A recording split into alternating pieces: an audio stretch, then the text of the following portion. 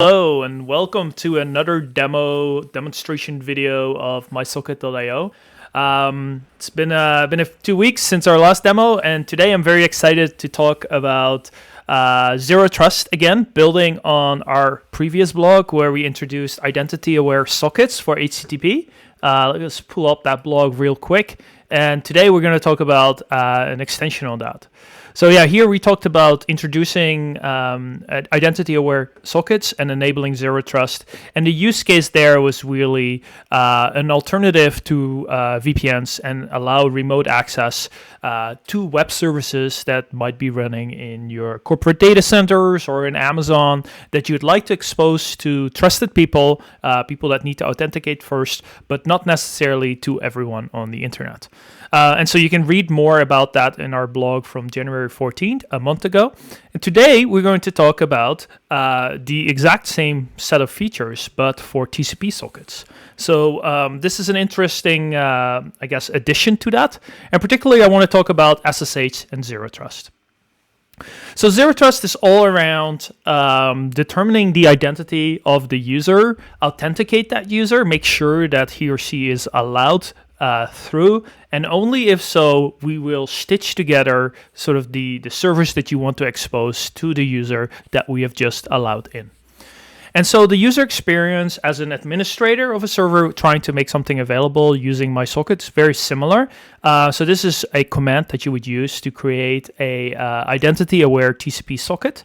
So in this case, we use the connect feature, which does also sets up the tunnel real quick. But the important flags here are -- cloud off, which will make this a protected socket.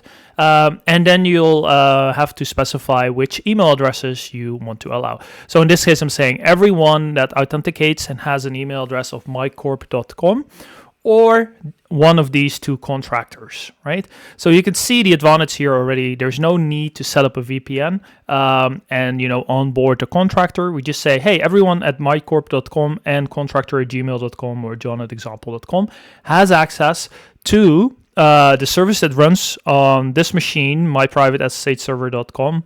Port 22. So that could be on localhost. In this case, we're using the machine where we run this command from as a relay host if you want to, but it could just be on the server directly as well. And it's of type TLS. Okay, that's how you configure it. But how does it really work? Yeah, so what we're building is a per session authenticating firewall. And it's very powerful because every network flow now has an identity. So let's take a look at this example. So let's say that we have a client here on the left-hand side. This could be me on my laptop. And this is a very simplified example. I want to send the string hello to the TCP service here on the right? But there's a bunch of security framework here in the middle. And it's quite a bit of work, but you'll see that from a customer perspective or an end user perspective, it's actually very easy to use. So step one, when I sent this hello string, I'm passing it through a new subcommand in the MySocket CTL helper tool called client TLS. And what's happening here, as soon as I do that, is a browser will pop up and I am forced to authenticate. So I authenticate using GitHub or Facebook or Google. And that results in sort of a yes or no from the identity provider. By the way, we'll also support SAML for those who are interested in hooking this up to their enterprise systems. So after that, we know for sure that the user that is authenticating is this user, right? We trust the identity provider, potentially with MFA and so on and so forth. Then we'll look at the authorization rules. Do any of the email addresses that we provided match the identity of this user? And if so, great, then the user is authenticated.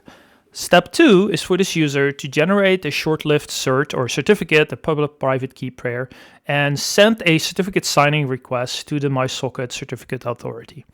As part of step one, I received a token, we'll sign the certificate, and we'll give it back to the client.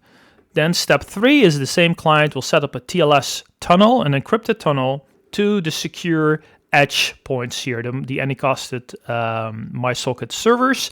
There's this little friendly police agent here that will check if you are allowed to do so, and it's doing that by validating the certificate and say, show me your passport, and if you're valid, then we'll stitch together your session with the original listener that we wanted to make available, and the traffic is sent through, and then step 4, the hello packet arrives. Right? So that's how it works very high level. But maybe we should look at a more practical example. So let's take a look at SSH. So instead of this hello example, this would become a SSH server that sits maybe in my corporate network or in Amazon. It doesn't have a public IP, or I firewalled it off, but I still want to make it available. So as an administrator, again, we would create the socket using the MySocket CTL tool. This is really sort of the server side of things. Again, we'll say that these are the allowed email addresses. I'm enabling zero trust, and this is kind of what the output looks like after that. Notice also here, and we'll talk about that in a bit, that there is a SSH public CA, and we'll talk about that in a little bit. So first off, let's try to set up that same SSH session again. Again, we should pass that traffic through the MySocket CTL client subcommand, which again will make sure that the browser pops up, the TLS tunnel is established, we'll have a ticket, and so on and so forth. And to make that work with SSH, you can use this function called proxy command, which basically sends all standard in and out through that subcommand, which in this case is the MySocket CTL client tool. So once you do that, the user, this is what the end user would do. This is basically what I would do at home. SSH, this particular socket, and voila, I can now talk to this SSH server and authenticate in using, whatever I was using before, maybe an SSH key or even username and password, right? But this is pretty powerful because what we've created is now an authenticating firewall. And we're no longer relying on trusted IP ranges. We actually look at the actual identity. So we did that by using client certificates and something called mutual TLS. Turns out that SSH is actually quite similar to TLS, and we can use very much the same principle.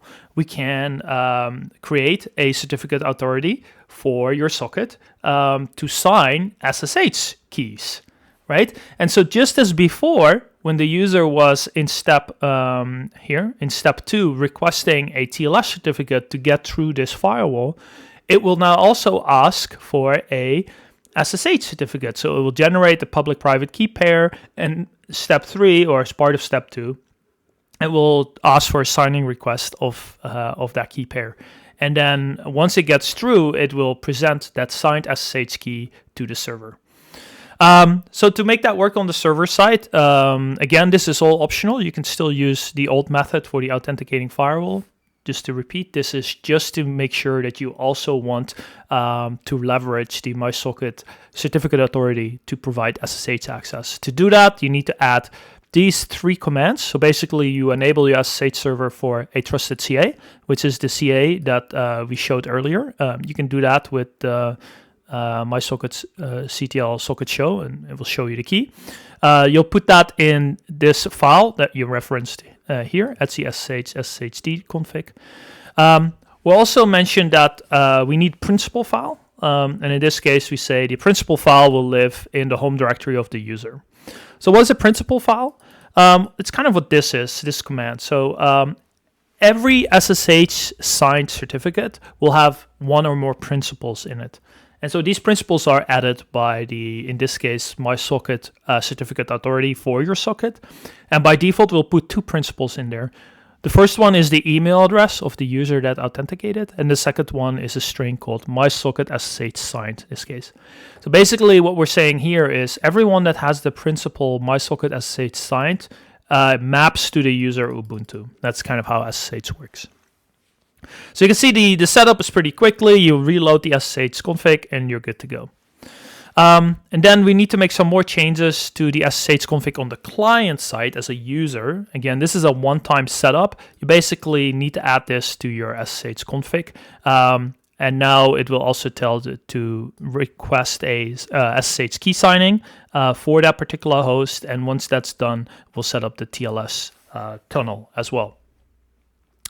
Let's take a look at what that actually looks like. So if we move on a little bit, I have set up a SSH server for you guys to test with if you're interested, just to see what the experience is like. Again, I don't know who is going to test this. I can't give you a username and password. I cannot upload your SSH key to the server, but yet I want to demonstrate how easy it is to do that. So I already set up the server, just like we said before. In fact, the server runs on DigitalOcean right here. You could see this, it has a public IP, but it is completely firewalled off. You could see here I enabled some firewall rules. Outbound is all allowed, but inbound there are no rules, which basically means deny any. And I can demonstrate that by maybe doing a quick ping and see it doesn't work. I can try and connect to the SSH port and it doesn't work, right? But I still want to have access. So I'm going to follow with you guys how to set this up as a user. This is, again, a one-time setup. So I'm going to download the MySocket helper tool. I'm going to move it to user local bin. All right, so now I have it. Let's just double check. There we go. And I need to add this to my SSH config file. So you can just copy paste that.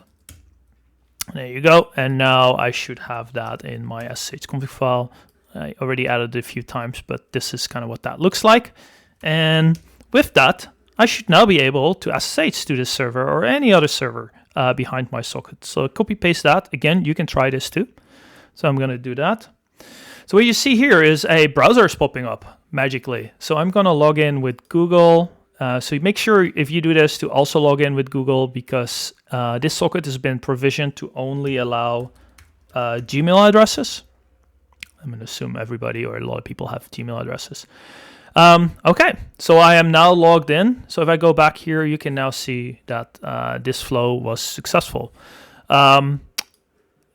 I'm not giving you guys a real shell, unfortunately. Some of you may abuse it, so it's just a little dummy shell, but you can see I'm logged in. You can see also how easy it was. I'm going to exit here and do this one more time, because obviously this one-time setup took a little bit of time. But let's say I want to SSH again. I want to just show you how fast that is. So I'll do this.